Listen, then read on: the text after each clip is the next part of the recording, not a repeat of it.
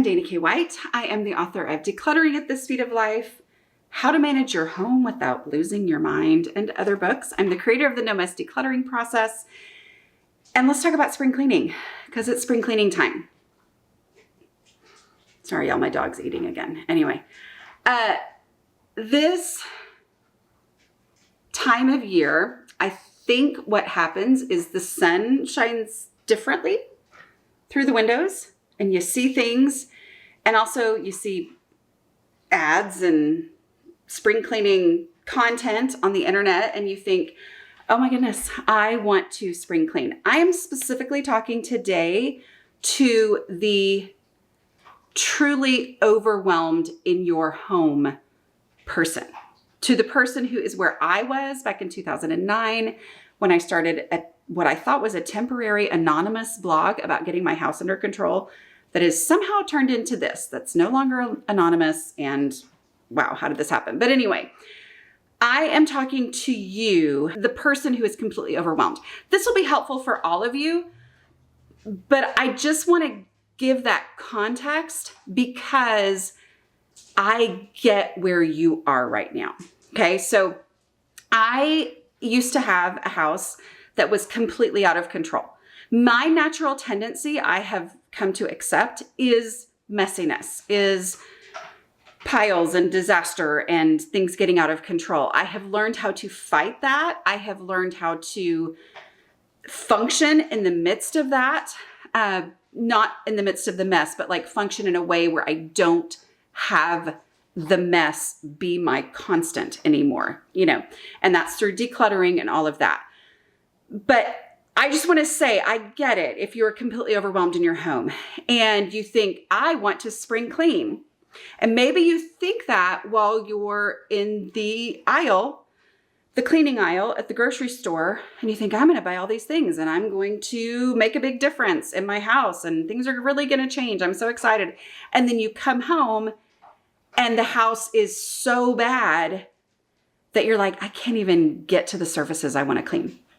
There's stuff everywhere, all of that. Okay. So I want to talk about using this spring cleaning energy in a way that both satisfies and moves you forward. And that's the key.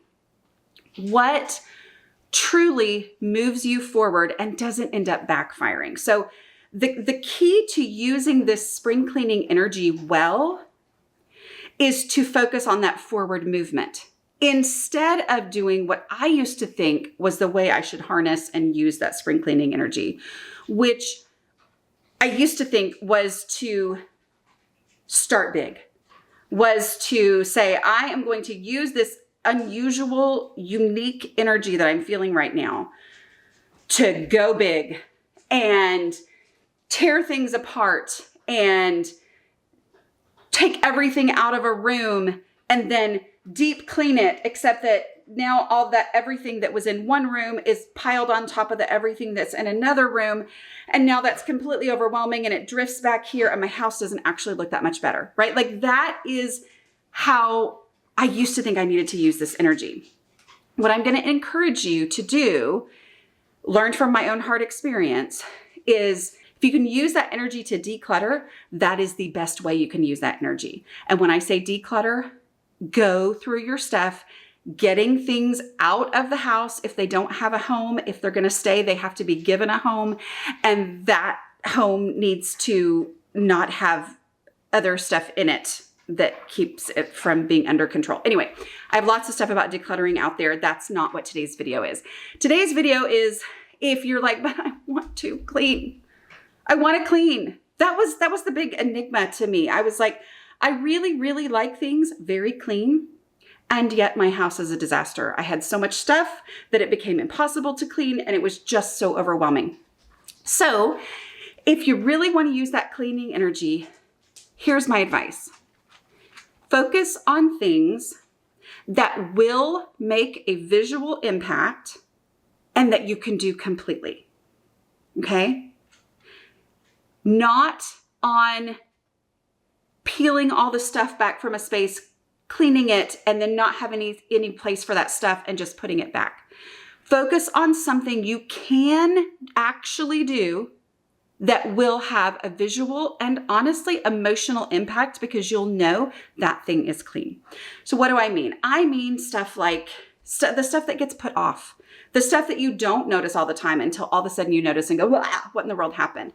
So one of the things that I did when I was having my coach's retreat at my house and people were coming, and I was like, some of these details are driving me bananas. So what I do, I took off the air return, the vents. Okay. And I know this is different in different places. You probably have some different way of doing it in the areas where you don't have the same kind of central heating and air stuff that we have, but in Texas.